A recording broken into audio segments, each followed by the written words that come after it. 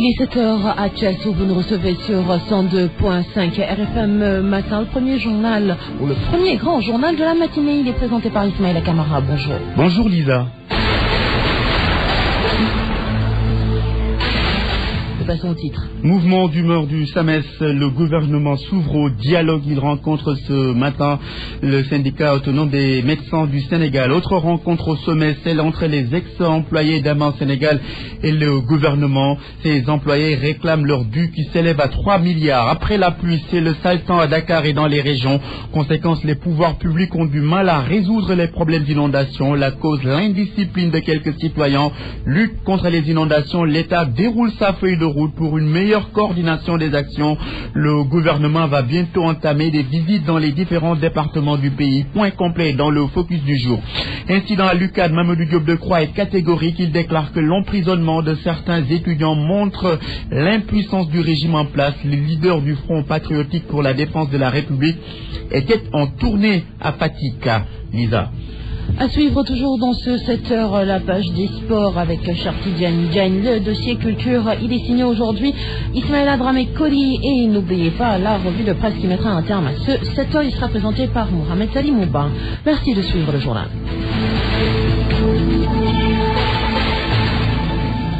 Et nous démarrons avec le gouvernement qui rencontre le SAMES ce matin.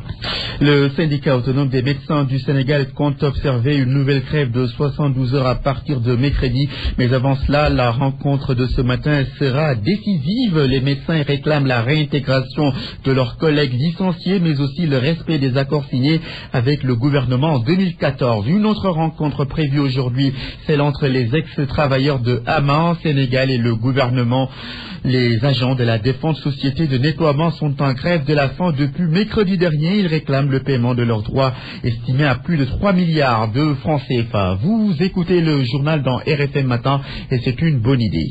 Sur RFM au moins, on a des informations sûres et utiles. RFM, la radio de toute l'actualité. Ismaël Camara. Il a beaucoup plu à Dakar ce week-end. Le ciel continue de se faire menaçant ce lundi. La banlieue dakaroise n'est pas en reste, ce qui pose un réel problème de gestion des inondations. À Guinaouraï, par exemple, le canal d'évacuation des eaux de pluie a été transformé en dépotoir. L'indiscipline de quelques citoyens est passée par là. Des mesures ont été prises par la municipalité pour faire face à cette situation. Salif Sow, reportage. Les pieds dans l'eau, cet habitant de l'unité 4 des Parcelles Assainies se dit contraint de vivre une critique situation. Tout le monde a peur quand il pleut.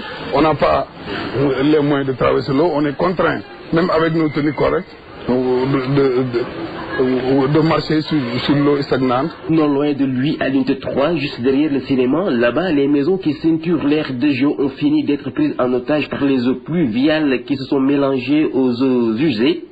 À l'unité 14, c'est le même constat. Des camions hydrocureurs sont d'ailleurs mobilisés sur le terrain. Ces véhicules font des rotations. À Guinaouraï Sud, c'est encore pire. Au moins 2 familles risquent de passer la nuit à la Belle Étoile. Leurs maisons sont conquises par les eaux pluviales. Tout comme plusieurs quartiers des communes de Diamaguène, Sikamba, Thiaroye-Gare, Yeumbeul Sud, Keur Massar, Tivaouane Diacksao, Guinaouraï Nord, entre autres communes inondables. À Médina Gounass, les sapeurs-pompiers sont visibles sur le terrain. Ils s'occupent d'abord des grandes artères impraticables par endroits. La mobilité perturbée, l'économie touchée, le ruisselle ou stagne dans les lieux de commerce. Cette vendeur de poissons au marché Ndiarème de Guédiawaye déplore. L'eau et l'électricité ne font pas bon mélange. Certains poteaux électriques dégagent des étincelles. Constat fait à Yeumbeul, à Segna et à Pikine, cité Lobot Fall. Du reste, retenez que les habitants des sites inondables concernés par les travaux de drainage des eaux pluviales sont plus ou moins soulagés jusque-là. Salif Sow, Guédiawaye, Radio Futur Média. La pluie s'abat sur la région de Fatick ces derniers jours. Le quartier Fatick Extension se trouve dans une zone inondable. Là-bas, les habitants restent hantés par les inondations durant l'hivernage. Les autorités départementales rassurent. Elles déclarent avoir pris des mesures idoines pour parer à toute éventualité. Reportage d'Aminata Goudiaby. Depuis que l'hivernage s'est installé, les habitants de Fatick Extension ne dorment plus tranquillement. C'est un nouveau quartier de la commune de Fatick et la zone est inondable. Ces derniers jours, il pleut un peu beaucoup à Fatick. Fatick. Koumba Kandé, habitante. Quand il commence à pleuvoir, nous sommes plus tranquilles. Notre maison est tout le temps sous les eaux. Vous voyez le trou qu'on a créé dans le mur, c'est pour permettre à l'eau de couler. Après une forte pluie dans l'après-midi de ce dimanche, l'accès à la maison ou loge à l'Ekan était impossible. La villa était encerclée par les eaux. Nous sommes toujours à Fatick Extension. Ici, c'est une région de l'eau. Ici, sur la pluie tombe, il y a beaucoup de problèmes ici. Même le gouvernement nous aide. Parce que ici, l'eau vient beaucoup passer ici. D'autres quartiers de la commune et des localités du département de Fatick subissent chaque hivernage le calvaire des inondations. Pour cette année, pour ce qui est de la prévention, on a déjà instruit au maire de procéder au désensablement des rues. Il y a également que l'on s'est engagé à engager rapidement les travaux de curage du réseau de drainage des eaux pluviales qui se trouve au niveau de la commune de Fatick, d'un linéaire de 8 km. Il y a également qu'au niveau des sapeurs, il y a déjà des moyens de pompage qui sont prépositionnés. La station également de l'ONAS a fait l'objet également d'une réhabilitation et présentement elle fonctionne. Des mesures préventives sont prises. Mamadou Maktarouat, préfet du département de Fatick. Dans le département de Foundiougne-Niappassi, le maire Papa Damassissé avait sonné l'alerte il y a quelques jours. Une dizaine de maisons du quartier Escale de la commune étaient sous les eaux. Aminata Goudiabi, Fatick RFM. Lutte contre les inondations, le ministre de l'Habitat et du Cadre de Vie annonce une tournée nationale. Diène Farbassar va se rendre dans plusieurs départements du pays. Il sera accompagné des membres du comité de veille chargé de la lutte contre les inondations. C'est pour une meilleure coordination des actions gouvernementales. Seydina Abagué.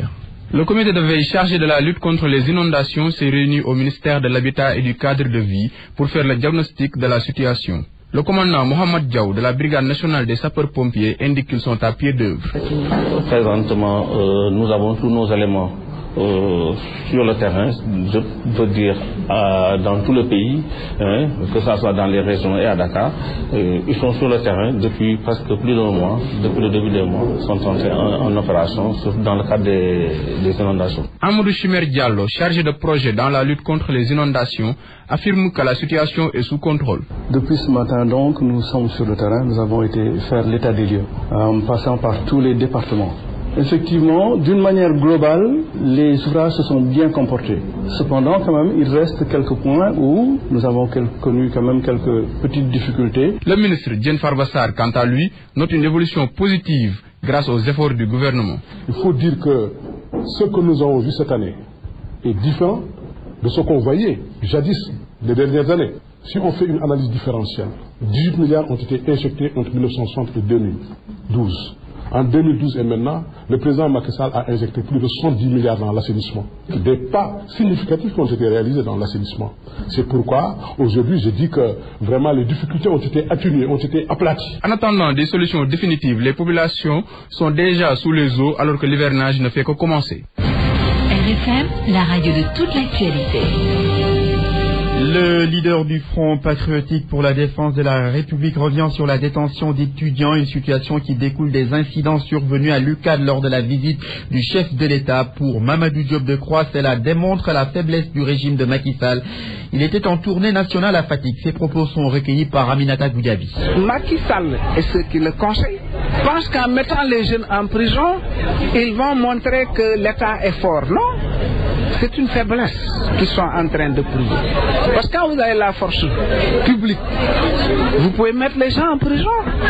Mais la force, l'autorité d'un État ne se mesure pas à l'effectif de prisonniers politiques que vous avez dans vos prisons. L'autorité d'un État se mesure à la capacité que vous avez de réaliser un consensus autour des choix, des options, des politiques.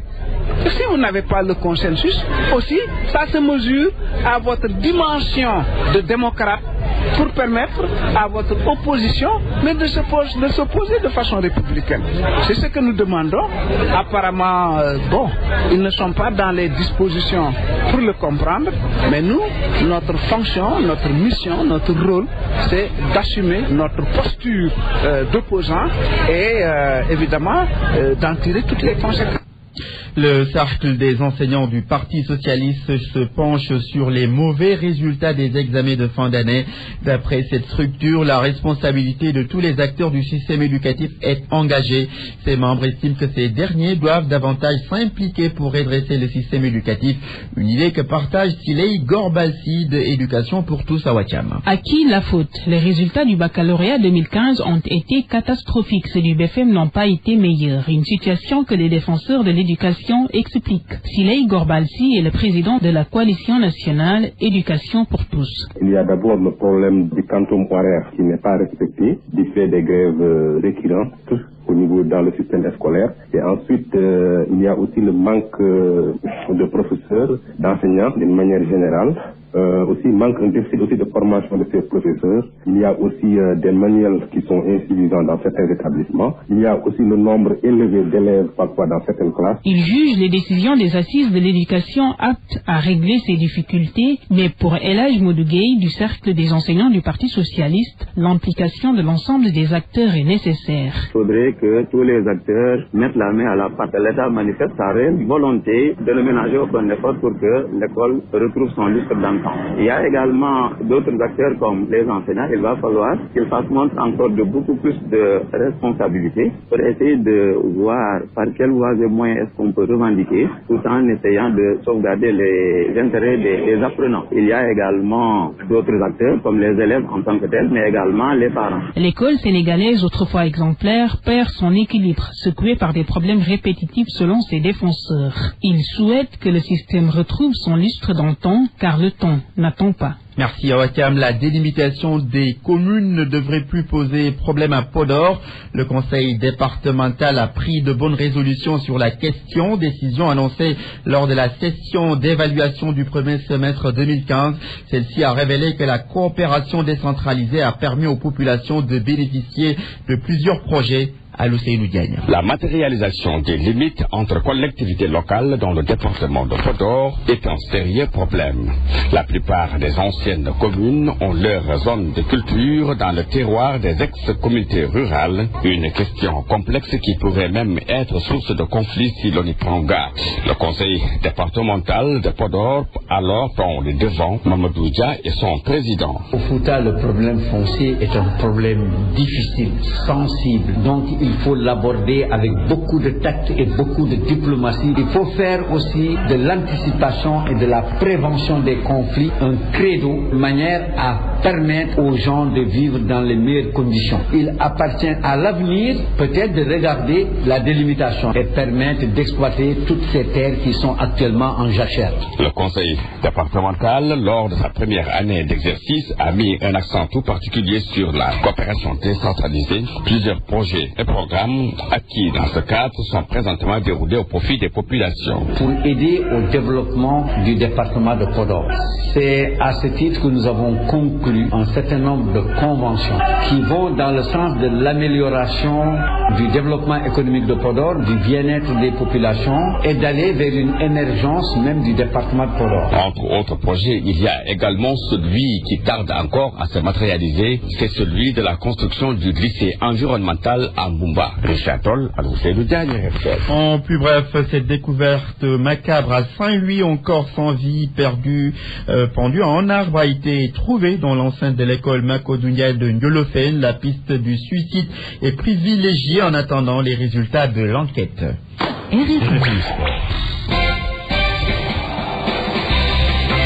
7h14, nous ouvrons la page des sports de ce journal. Bonjour, cher Tigandiane. Bonjour, Smel Camara, bonjour à tous. Basketball, pour entamer cette page des sports, nous parlons du tournoi international de Dakar qui a démarré hier au stadium Marcingaï. Le Sénégal, le pays hôte, a dominé largement le Cap-Vert sur la marque de 72-50, compte rendu signé Sodekam. Premier match amical en vue de l'Afro-Basket. Première victoire de l'équipe nationale masculine de basketball. Les Lions ont régalé le public venu nombreux ce dimanche au stadium Marcingaï. Les poulains de Chersar n'ont été menés qu'à la fin du premier quart-temps. Tous les 3 derniers quart-temps, les Lions ont frappé fort. Résultat, 72-50. 22 points d'écart pour les Lions. Un bon match, même si tous les objectifs n'ont pas été atteints, selon Chersar. On n'a pas fait cette défense-là à l'entraînement, mais quand j'ai expliqué la défense, tout de suite, ils l'ont fait très facilement. Je pense que le cap d'adaptation était au top défensif, contre 19. Également, au niveau des lancers francs, on est à 30%. Au niveau des 3 points, on est à 33%. C'est une bonne chose. On avait un objectif qu'on n'a pas atteint. Pas du tout. On cherchait 80 points. On voulait mettre 20 points par carton. Voir notre capacité offensive, jusqu'où on peut aller. On n'a pas réussi. On a mis son doucement. Le Cap-Vert, un bon sparring partner, qui a à peu près le même système de jeu que l'Angola, un des adversaires du Sénégal pour l'Afro-Basket. Ce sont des propos du capitaine des Lions. Malé Ndoye s'estime heureux du jeu fourni par l'équipe. C'était important de nous évaluer. Donc on l'a fait contre une bonne équipe du Cap-Vert, qui joue large, qui joue avec beaucoup de shooters à 3 points. C'est toujours bien de jouer contre ces styles de jeu. C'est le style de jeu anglophone. Ils sont petits de taille, donc ils aiment pénétrer pour ressortir pour les shooters. Je pense qu'on les a forcés à driver, c'est-à-dire à pénétrer, et ils ont eu moins de réussite. Et ça nous a permis de prendre les rebonds et de faire des contre-attaques. Gorgui Sidian, meilleur marqueur du match avec 21 points. Mais selon le coach, beaucoup de joueurs se sont illustrés, dont Ibrahim Mbang, prochain adversaire des Lions ce lundi, le Mali. Merci Soletam. Notez que les rencontres se poursuivent aujourd'hui à 17h. Le Cap-Vert va affronter le Sénégal B. C'est la deuxième équipe donc du Sénégal. Et puis notez qu'à partir de 19h, le Sénégal, c'est-à-dire l'équipe coachée par Chersar, il faut le préciser, va affronter le Mali. Le Mali qui a refusé hier, en tout cas, le Sénégal, et son entraîneur a donné les raisons. Il veut juste affronter des équipes qui préparent l'Afro-Basket, c'est-à-dire le Cap-Vert et l'équipe du Sénégal. Notez que la Côte d'Ivoire a fait faux bond au dernier moment. Et puis notez qu'après donc ce tournant, le Sénégal va se rendre en Espagne à partir du 13 août pour la dernière phase de préparation. Ils vont ensuite rejoindre la Tunisie pour l'Afro-Basket qui démarre à partir du 19 août. Et puis pour ce qui concerne les primes, d'après un communiqué de la Fédération sénégalaise de basketball, tout a été réglé. Les primes ont été revues à la hausse et c'est passé de 500 000 francs à 800 000 francs. C'est suite à la rencontre entre les joueurs et le ministre des Sports Mataba qui s'est engagé à appuyer l'équipe du Sénégal pour lui permettre donc d'être dans des conditions de performance. Football, l'équipe nationale olympique du Sénégal entre en regroupement à partir de ce lundi. Ce sera au centre de développement technique Jules François Bokandé de Touba-Poy Diallo. 23 jours ont été convoqués par Serigne Saludia, les Sénégalais qui préparent les Jeux africains prévus à Brazzaville au Congo à partir du 3 septembre. Et puis nous parlons de Génération Foot qui a réussi la totale avec une montée en Ligue 2. En plus de remporter la finale de la Coupe de France, c'était face au Casa Sport de Ziguinchor samedi dernier. Et nous allons à présent écouter le directeur technique du club de Denis Biramdao, Abdoulaye Sarr, qui ne veut pas du tout en tout cas s'enflammer. Pour lui, il reste encore du travail à faire. Nous l'écoutons. C'est le travail au quotidien qui a amené ces résultats. Mais on est loin des objectifs, très loin des objectifs. C'est pourquoi tantôt j'ai dit, gardons les pieds sur terre, pas de grosses déclarations, parce que chez nous c'est vraiment l'humilité, parce qu'on sait que le chemin est encore long, il faut peut-être profiter de ces moments, mais tout de suite se replonger au travail en se remettant en question. Donc c'est pas fini, c'est toute une vie. Moi en tout cas, je crois que j'ai fait une bonne option. Je l'ai mis accroché, mais tout en restant ouvert. Je pense qu'on abordera la suite avec beaucoup de questionnements. Moi, je n'aime pas faire dans l'autosatisfaction. Il y a du bon à Génération Foot. Il y a du moins bon aussi. Il y a des jeunes qu'il faut perfectionner, qu'il faut améliorer. Ils n'ont pas atteint encore le niveau qu'on souhaite. Leur formation continue. Le foot va disputer les phases préliminaires de la Coupe CAF la saison prochaine. En préliminaire de la Ligue des Champions, le Sénégal sera représenté par l'AS Douane Foot à l'étranger. On démarre par l'Angleterre où on a clôturé hier la première journée. Les Sénégalais se sont signalés, notamment Cheikhou Kouyaté qui a marqué pour West Ham United, qui a finalement battu Arsenal 2-0. Papis Demba Cissé a aussi scoré pour Newcastle, tenu en échec par son fantôme de Sadio Mané. 2 buts par Stoke City de Mambiram Diouf qui a été titularisé, a été battu par Liverpool 1-0. Et puis le dernier match de la première journée qui va opposer ce lundi à partir de 19h West Bromwich à Manchester City. Pour ce qui concerne le championnat français, notez qu'on a fini de jouer la première journée hier dimanche. Bordeaux sans Lamine Sané mais avec Henri Sélé a été battu par Reims 2-1. Lyon et Lorient de Lamine Gassama ont fait match nul 0 but partout. Et puis le fait marquant de cette première journée de la Ligue 1 française, c'est la démission inattendue de Bielsa qui a rendu le tablier. Il est remplacé provisoirement par son adjoint Franck Passy en attendant de trouver un nouvel entraîneur pour l'équipe de l'Olympique de Marseille qui s'installe déjà dans la crise à l'entame de saison. Ismaël, c'est bien fini cette page de sport. La démission de El Loco, le fou, l'imprévisible, 7h20 à la suite de ce journal. RFM, partout, tout le temps.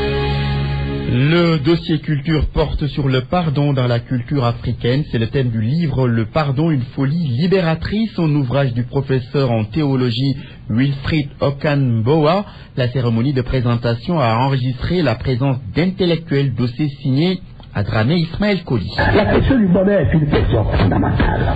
C'est-à-dire comment faire pour être heureux.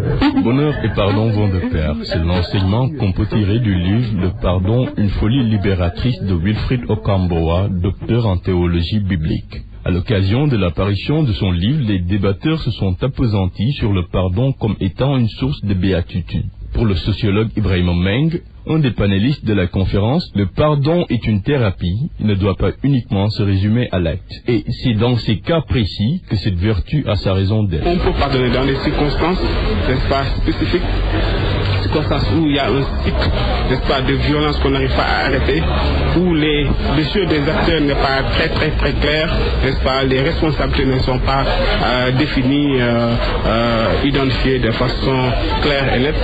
Voilà, dans ces circonstances-là, on peut pardonner, n'est-ce pas? Ça, c'est pour libérer la société elle-même. Quand la société se libère, mais pardonner pour déstructurer la société, pour constituer un danger. Selon lui, la grâce présidentielle n'est pas forcément un pardon. C'est un pardon qui quelquefois est injustifiable. Parce que entre un meurtrier et sa victime qui est demeurée sous terre, ça, on pardonne au meurtrier, ça, alors qu'on n'arrive pas à dédommager à réparer les torts pour le truc. Pour Eugénie Rokeya-Ao, enseignante au CESTI, il ne s'agit pas de théoriser sur le pardon, mais de l'analyser de manière plus poussée. C'est peut-être facile pour nous de parler du pardon, justement parce que nous n'osons pas aborder des questions profondes qui sont des questions d'inculturation, des questions qui sont des questions de culture africaine et qui nous rendent les choses beaucoup plus difficiles en termes de pardon. J'ai l'impression qu'on fait plus du catéchisme qu'autre chose. À travers ce livre, Okanboa ne cherche pas à prêcher la parole divine, mais demeure convaincu que c'est dans le pardon que réside le bonheur de l'homme.